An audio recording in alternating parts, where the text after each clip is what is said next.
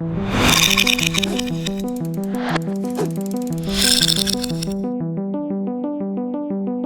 guys, welcome to this newest lesson in learning how to program in Python. In this lesson, we're going to look to elevate our programming to the next level by using modular code. Previously, when we've written code, we've written it in these really big blocks of code. What we're going to learn to do now is break it into small pieces that we can call and use when we want to. This is sometimes referred to as subroutines or subprogramming. Also referred to as procedures and functions. However, learning these skills and getting your head around how to do this will really elevate your programming to the next level. Let's get started. So we've got a list of code here, something very basic. It's welcoming somebody to a grade converter. It's asking them to input their name, asking them to input a grade, converting that to an integer, and then as a result of whatever score they get, you are going to get a certain result. Now, I want you to witness using the computational thinking skill of decomposition. Do you see how you could actually break this down into pieces? You can see that fundamentally there's a function here around greeting somebody or welcoming somebody. Do you see there's also a separate skill or separate function we might want to do called converting a grade, where we send a grade and what it changed. And if we think about it, we could package off those individual little subprograms off on their own. Now, why would we do that? Well, if you think about it, if we have something here where we can send it a grade and return it, we might want to do that quite a few times in our program. Now, one way we could do is just copy and paste it every single time. But that's a really inelegant way of doing code, especially if you ever wanted to change the grade boundaries, you'd have to change them everywhere. Turn them into little subprograms that we can actually just call whenever we want. That's the way forward. And there are two major types of subprograms we need to learn about. One is called functions and one is called procedures. And that is what we're going to be learning about today. If you look at the top, the green here, before we had print, welcome to grade converter, name equals input. And we sort of packaged that up into its own little block. And that's the one here. But we've added some additional things. Because we need to actually call it, it's going to need a name. So when we say def, that means define the subprogram. And then the name is greetings. Now, every single time we want to run the greetings command, this set of functions or set of statements, we can just call it. So you see here, every time greetings is run, it jumps to this bit of code and then does it. Now, we've learned about sequence before, have we not? And sequence means that the first things should run first. So the very first line you might expect to run is this line here, to run all this and then run here. Not true with subroutines or subprograms. These do not run until they're called. So we'd skip all this, go down to the main code, and the very first line that we'd run is this line here, greetings. So greetings will then jump here, run this stuff, and then we've got another statement here called return. What's return about? Well, return is actually quite straightforward. What's going to happen is that when we go greetings, it's going to jump to this bit of code here. It's going to run that code. And then this bit of this variable here, name, that's actually returned. It's sent back. Well, how's it sent back? It's sent back and copied into n. So let's go over what's happening. We call greetings. The end user would see welcome to grade converter, and then it would say, please enter your name. The result of that will be added to name, so assigned to name, so Bob or whatever, and then it's returned. It's returned over here, and then N will become Bob. Neat. Underneath it, you see at the moment, we still haven't actually converted the other bit of code. But let's think about how we're going to do that in terms of the syntax of Python. We're going to have a def for this thing here again. We're going to have a suitable name. So maybe def converter. Does it have to be... this is something a bit different. You see here, they've got this open bracket and close bracket, and there's nothing in between it. That's because greetings doesn't need to be set a value, right? You just need to call it. But if we want to do grade to convert it, we're going to have to send it a value for it to work. So inside those brackets, we're going to have a value there, like grade or whatever, so that we can then send it and then use it. And then it asks to print it, so we might not even have to return it. So let's see what it looks like. Oh, it's worth taking a moment to do this, actually. Yes. So to recap, def, that means that it's going to be either a procedure or a function. That means it's going to be a subprogram. The value here, the statement here returns, means that it will return the value of whatever's here. The value of the name was returned to n, and a procedure or function doesn't run until it's called. Okay, those are the basics. Now, the question was function or a procedure, so let me introduce it now. Anything that returns, any subroutine that returns a value is a function. If it returns a value, it's a function. So guess what? If it doesn't return a value, it's a procedure. Okay? Returns a value, function. Doesn't return a value, procedure. This is the converter. So now we've defined that, def, grade converter, so we've given it a name, but this time it's got this little value here, g, because it needs to be sent the grade. Then it takes that grade and then converts it down here. Unfortunately, that's actually not going to work because the value we've got here isn't the value we've got down here. So we're going to have to actually do a little bit of fixing, but let me just show you what it looks like first of all. Okay, so now we've implemented the code here, and you can see there's quite a few red squiggly lines. This is the subroutine called grade converter, and then in the main bit of code, I've asked to input a score out of 20. So I'm going to run it. It asks me to enter score out of 20. If I type in 12 and hit enter, what do you think is going to happen? Should we find out? If you predicted nothing, you were quite right, because remember, a subroutine or a subprogram doesn't run until it's called. So underneath here, we'll call it, and we call it by its name. So grade convert, so that's its name. So now we're calling it. But now we need to send it a value. If we didn't need to send it anything, we could just open and close the brackets. But in between here is what we're going to send it. And we're going to send it this thing here, score. So we'll type in score, and then we'll try that again. We'll run it. So I hit 12. Now, what do you expect to happen this time? Shall we see? Not happy. Why is it not happy? Well, we send it score. When it gets over here, score becomes G. So in this case, score was 12, right? And then we sent it G. And then it compared it to grade. Now, grade doesn't exist as a variable. So how on earth is it going to deal with that? So what we'll fix is, or can you see what the fix might be? That's right. The fix is to remove grade and change it to G. Why do we change it to G? Well, G is the name of the parameter value. That's what we call these things. These are the parameters. So grade convert, that's a subprogram, and it has one parameter called G, which is the value it's going to receive. Now, remember also I told you there's something called a function or a procedure. And a function is something that returns a value, and procedure is a subprogram that doesn't return a value. Can you see, just by looking at it, does this return a value?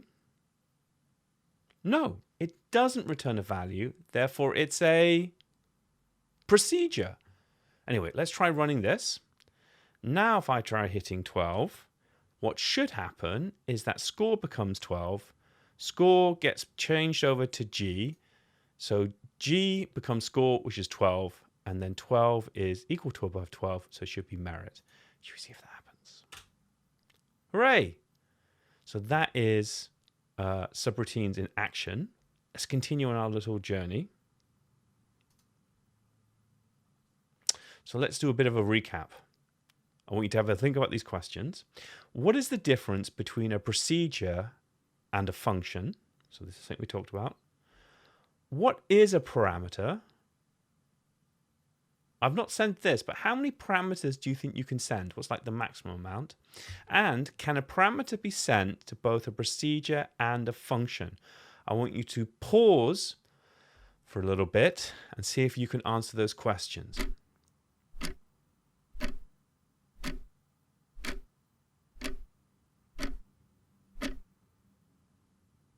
Okay, how did you get on? Hopefully you gave them a pretty good, reasonable go. Let's review the answers. So a function is a subprogram that returns a value.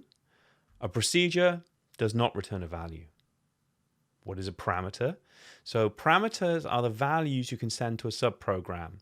So it could be that it has two parameters because it sent two things. The grade converter had one parameter. Greetings, if you remember, didn't have any parameters. How many parameters can you send? Well, you can send between zeros, you can send none, and potentially infinite. But if you're sending, say 20 parameters, you've probably structured your code slightly wrong. So that's not normally the case, but you can do it. Can parameters be sent to both procedures and functions? Yes. Parameters can be sent to both. The only difference between a procedure and a function, and I'm starting to repeat myself a lot here, is a function can return a value and a procedure can't.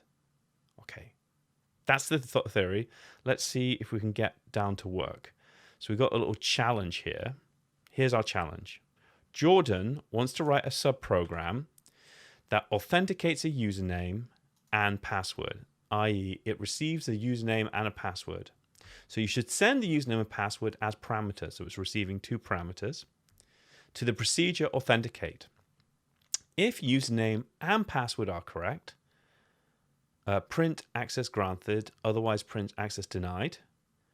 And on this case here, you can see that you can see down here, the actual correct password is username is Jordan and password is that, and anything else is access denied. So you want to make sure that it works for those two here. So you're writing a subroutine, and the subroutine is going to require you to send it two parameters. Does it return a value in this case? No, it just prints a result. Therefore, it's procedure. You don't need to return something. I'm gonna invite you to give this a shot, and then I'm going to go through trying to solve it. So I want you to see if you can give this a shot. So pause me now.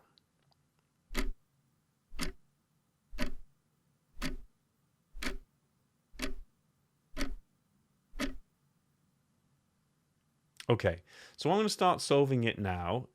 If you weren't able to do it yourself, then you can, I think it's worth pausing me as I'm going along so that it might be something you have your mind jogged as to what the answer might be. So first things first, let's define the procedure, which is authenticate. So we've named our procedure. What else do we need? Well, it's got two parameter values, username, and then, maybe I didn't indicate this, so it's worth knowing right now, is that between, for parameters, to separate them, it's a comma. So the first one is username, and the second one is password, colon, and then we need to indent inside.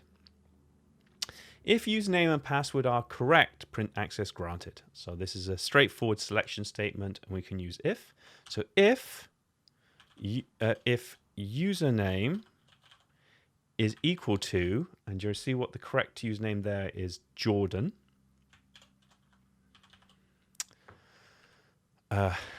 And what was the other one? Password is equals, oh sure, I have to type this right. So B exclamation mark FG. The reason I made this so tricky was to give you guys a reminder about how you get strong passwords. It's a good mixture of lowercase, uppercase, numbers, and symbols, which we've got in there, but it is a pain to remember. Okay. So if it's both of them, that means it's correct. Print access granted. And then else, i.e. it's any other combination. So you could have even got the username right or the password right. Unless they're both right, it's useless to us. Print access denied. Now, as we said, this is a procedure, so it's not returning a value. Now, if I run this, what happens? Do you remember? Nothing. A subprogram doesn't run until it's called. So I'm just going to comment here that this is our main code so that we know what's going on here. And we can authenticate. So we call it. And then if you look, we're going to need to send it the username and password. In fact, it's quite helpful. It's come up with a little tip for us. So why don't we send it Jordan and then comma. So you need to send it in the same order, the parameters. Jordan, and the other one would be B exclamation mark FGH capital H 920. I'm nervous I'm going to type this out wrong. Okay, well, if I've typed it out correctly, I haven't made a boo-boo. If we run it, what should happen? We'll see. Access granted. So what happened is that the subprogram was called, Jordan was sent and became the username as a parameter, B exclamation mark FG or that became the password.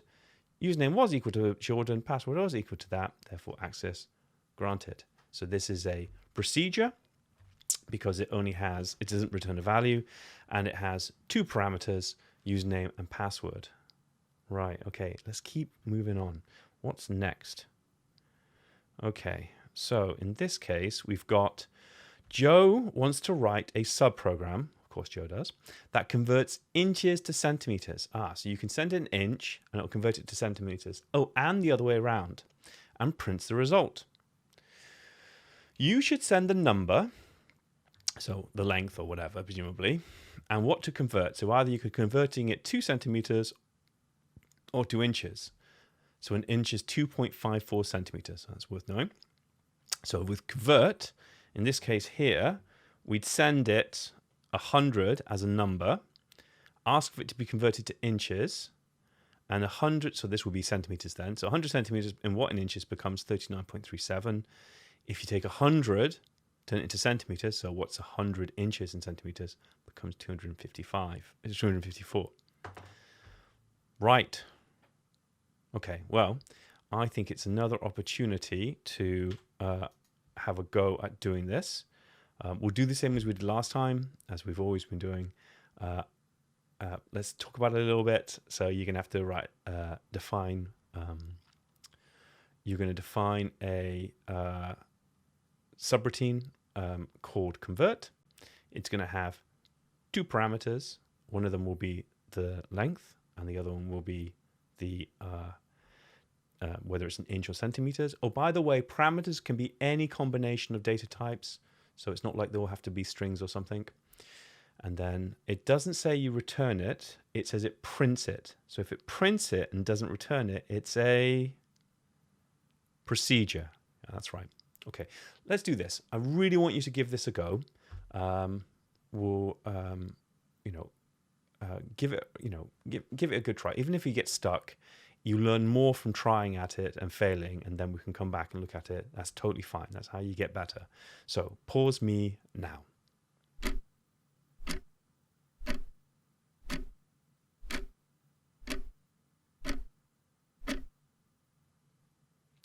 Okay, well, I'm going to have a go at trying to solve it now. If I'm going along and suddenly it unlocks your thinking, then feel free to pause me again. So first of all, I'm going to define the subroutine. So def convert. I says it needs 2, so I'll say n for the length, the number, and then type I'll refer to as the either the centimeters or the inch. And we'll say it depends, isn't it, what type. So if type is equal to centimeter, then we need to do something.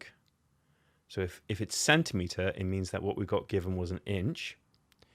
If it's got centimeter, what we got given was inch. So then we have to go print n times by 2.54, right? Because each inch is 2.54 centimeters.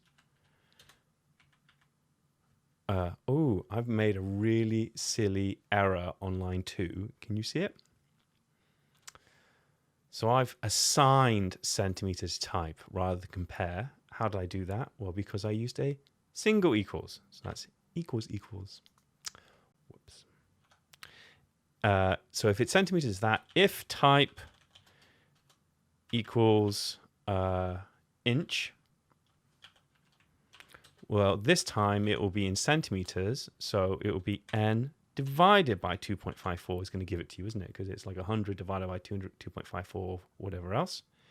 In fact, we could do it like this, bit of validation, elif, and then finish it off. Let's say someone's typed in something completely different, print not able to. I could write better English than that. I'm not going to run it, but if I run it right now, what happens? That's right, nothing happens. A subprogram doesn't run until it's called. So main code, whoops. And then in the main code, we call it. So convert. Let's send it 100. In fact, let's follow the model of what was being tested. 100 an inch. Send it that, and we'll also send it 100 and centimeter. The centimeter in speech marks because it's a string, 100 on its own because it's a integer. All right. Beautiful. There you go. Success. Well, let's go look at the next problem, shall we? So in this case, we're going to combine our knowledge of arrays with inches. So Joe wants to use the convert an array of measurements in inches to centimeters. By arrays, we probably mean lists. It's an old habit. It's going to take a while to get over it. So there's a list of different measurements. Okay. Change the convert procedure to a function. So we need to change the procedure to a function. If you remember, the difference is that the function returns a value. So that's 1 or a. Then use a loop to go through the array, read each value, convert to centimeter, then update the values in the array. So right back to it, and then print out all the measurements in centimeters. We'll print out the total of all the measurements. Okay. So let's give a couple of clues about what we might want to do different to get this done. So this can stay the same, except in here we won't just print. We're going to have to create a new variable. So convert size, convert size. Let's say it's equal to 0. But down here, instead of printing it, we're going to have to store that as con size, and at the end we'll return con size. Yes, we wouldn't do it here. You do it indented. What else? Well, we don't need these, that's for sure. The array, the list should be stored in the main bit of code because we're referencing it from there. You shouldn't be putting it inside the subroutine. It doesn't belong in there. And then to print out the total, well, you know the size of it, so I guess you want to be using a for loop for that because it's determined. Okay, all right, enough hints. What I would like you to do is pause me now and give it a good go.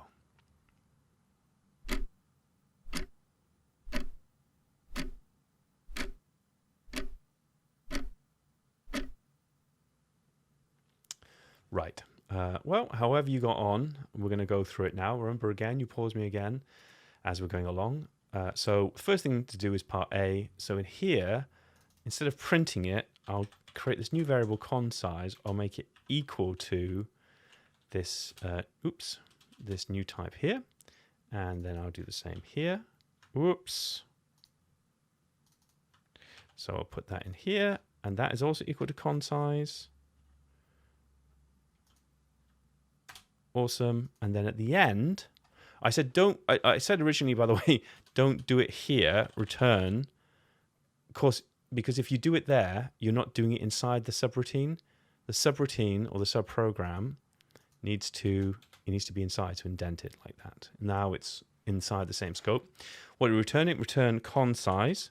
Now that we're returning a value, it has become a function. That's right, it's become a function. All right, well, so far I've not changed anything.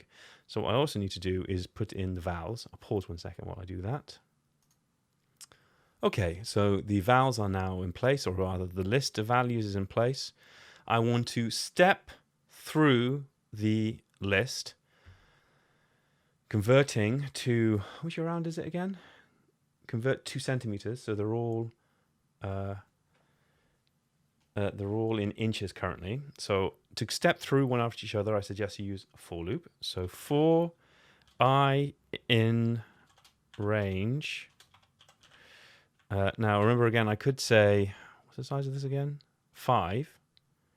But don't you remember from arrays, the neat thing to do is you can get the length of the list, and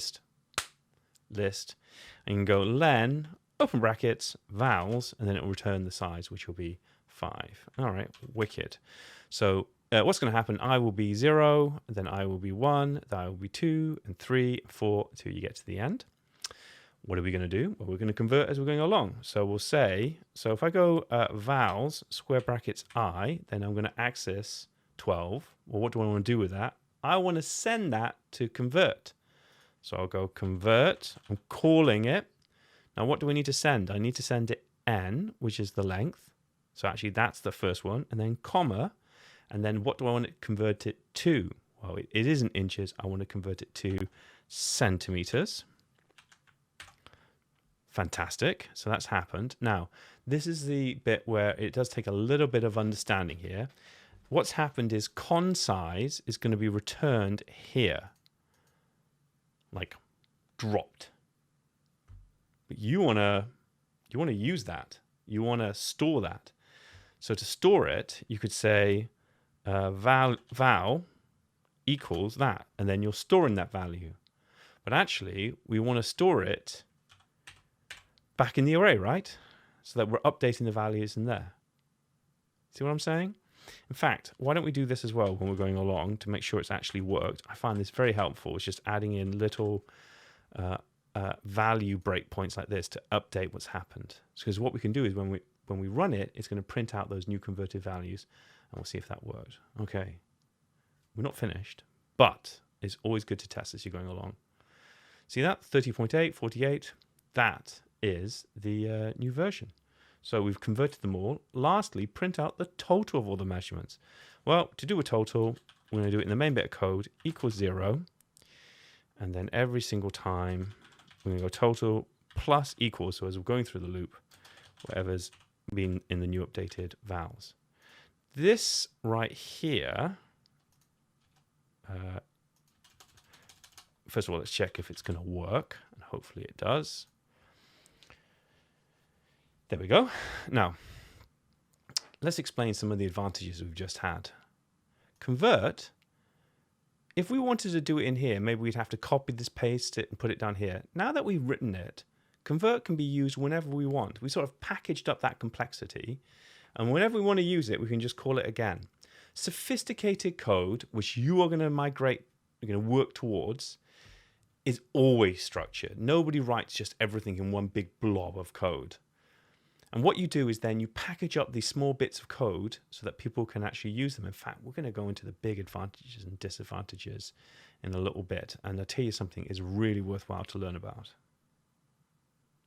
Okay. This is up to you. Before we move on to selling the ideas, this is about you creating your own little, this is using the knowledge we've just talked about and creating your own little sub-program. called gameldea.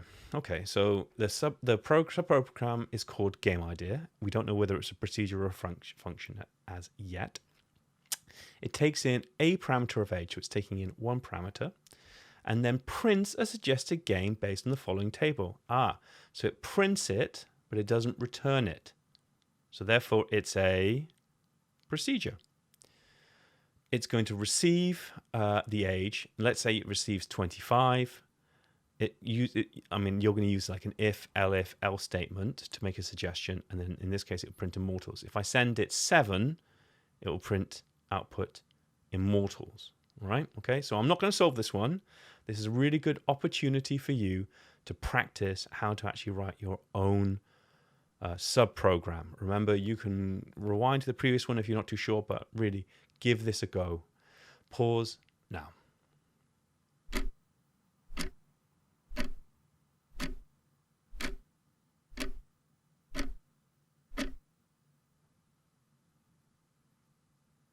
Okay, remember we said we were going to talk about some of the advantages and disadvantages.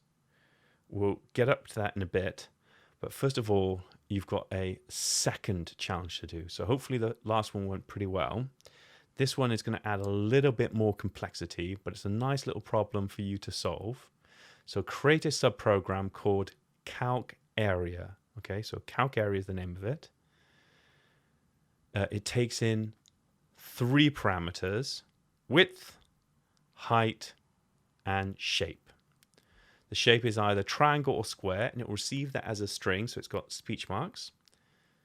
The area of the shape is calculated and then returned. This return value is then printed. So if it's returning a value, it's a function. Okay, great. So area, to calculate an area, if it's a square, it's width times height. If it's a triangle, it's width times height divided by 2. Hopefully I'm not telling you anything you don't know. So for instance, if you call calcArea and send it 5, 10, and triangle, that should be another speech mark at the end. I don't know who would be so unprofessional. Certainly not me. There you go. Should be another speech mark. And then that value would be, so you call this, it returns the value, stores it in area. When you print area, it should output 25. And if you send it with square, it should return 50, because 5 times 10 is 50, and then print that. Okay. It's a little bit of an increase in challenge, but I absolutely believe in you. Give it a shot. Pause me now.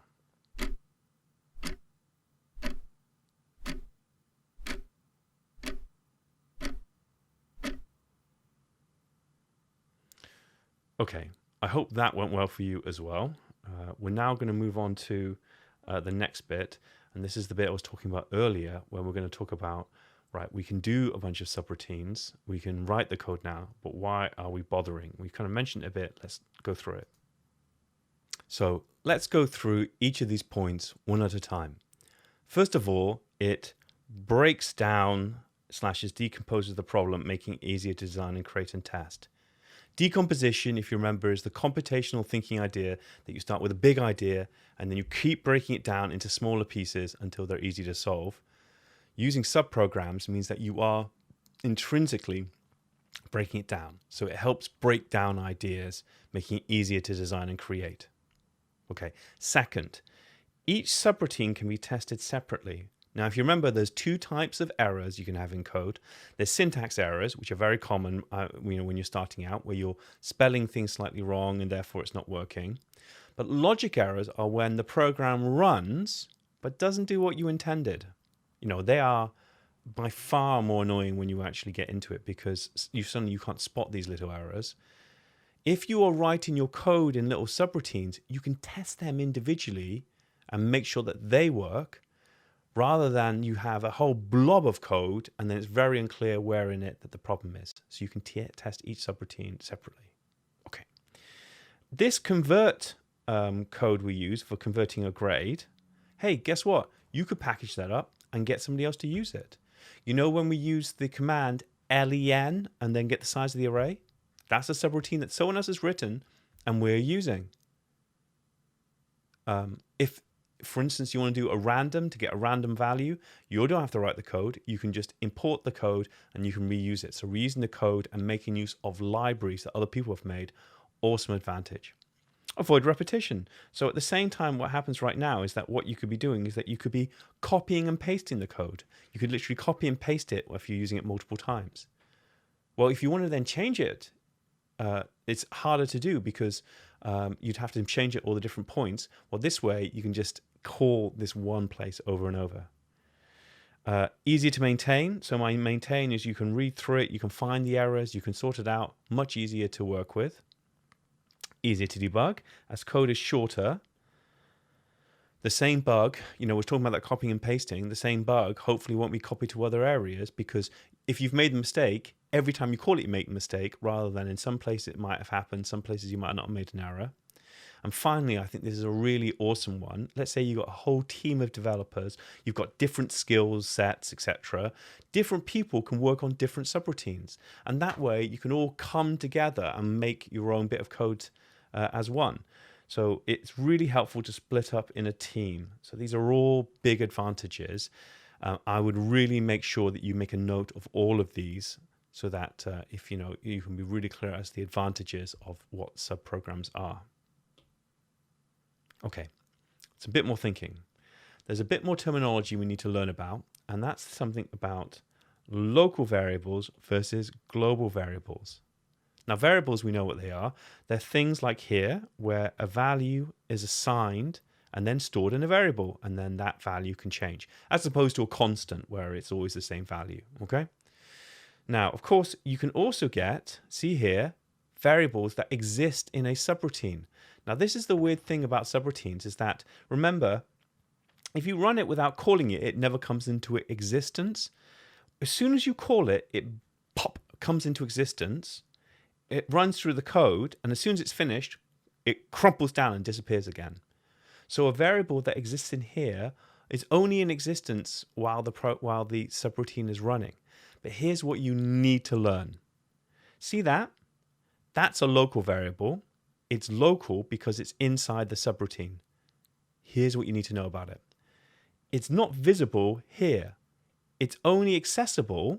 So in here, if I wanted to say n equals 12, you can't access it. It's only accessible inside that subroutine or inside that subprogram. So local variables are only accessible within the scope, so within a subprogram. Global variables are declared in the main bit of code and are visible throughout. So if I wanted to access num in here, I could, because num is a global variable. Local variables exist within subroutines and are only accessible in that subroutine. Global variables are accessible throughout the code, or throughout the scope of the code, I should say. So with that thinking, you might spot that there's actually an error here, because using that thinking of local and global variables, there might be some problem about how these codes, well, there are some problems about how these codes are going to work. So what I would like you to do is have a good look at this code and have a think about what it is that would make these codes not work. Pause me now.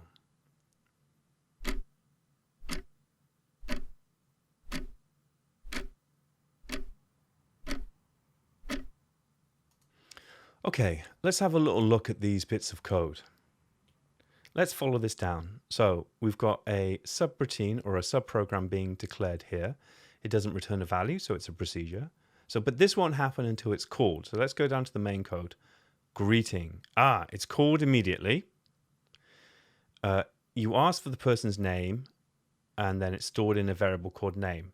Is that a local variable or a global variable? It's a local variable because it exists within the subprogram. If it's local, then when you go print name, can the main bit of code, can it access a local variable here? No, it can't.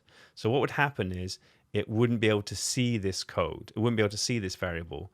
So what you'd have to do probably different is you could say return name. And if you've returned it, then in here, what you do different is that you wouldn't do it like that. You go print Oof, that is some ugly handwriting. My apologies, people. Print what's happening inside there. Oh, and you can't even see it then, but my apologies. Print greetings. So basically you'd call greeting, it asks for the name, you return the name, and it would print it, it'd return it here, and then you could print it. Okay, let's look at the next one. So in this one here, maybe I can just go right there, we go. Def multiply. This should be indented, by the way. My apologies. It must have been the formatting got a bit askew. But this won't happen until it's called. So let's just jump on here. A equals 8, B equals 3. These variables have been declared in the main bit of code. So does that make them local or global variables? If you're declaring a variable in the main bit of code, it's a global variable. That means that these variables are accessible throughout the code. Then multiply, so the subprogram is called. A is sent here, B is sent here. So A is 8, N1 becomes A, so N1 is 8. B is 3, B becomes N2, so N2 becomes 3. So that's 3 times 8, 24, and that's assigned to the value of num. Num is then returned, so num is returned here. And then it says print num. That's so close to working, but not quite. Because what's going to happen is, when you try to return it here, you're not doing anything with it.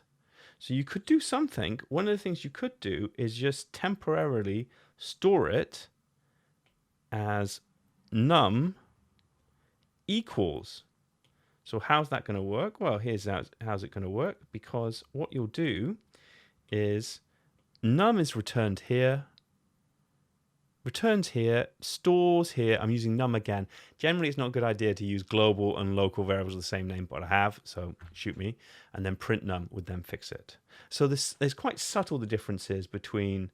It's quite subtle the differences between local variables and global variables, but essentially it's straightforward. If you keep it simple, it's straightforward. Local variables are inside subroutines. Exist between subroutines, are only accessible inside that subroutine, while global variables are declared in the main scope of the code and are visible throughout the scope of the code. Okay, this is some final questions to leave you with to see what you can remember. So this is all stuff we've covered today. I just want you to have a really good shot at answering these questions. Take your time. You can revisit the video if it helps to try and answer these questions here. Pause now.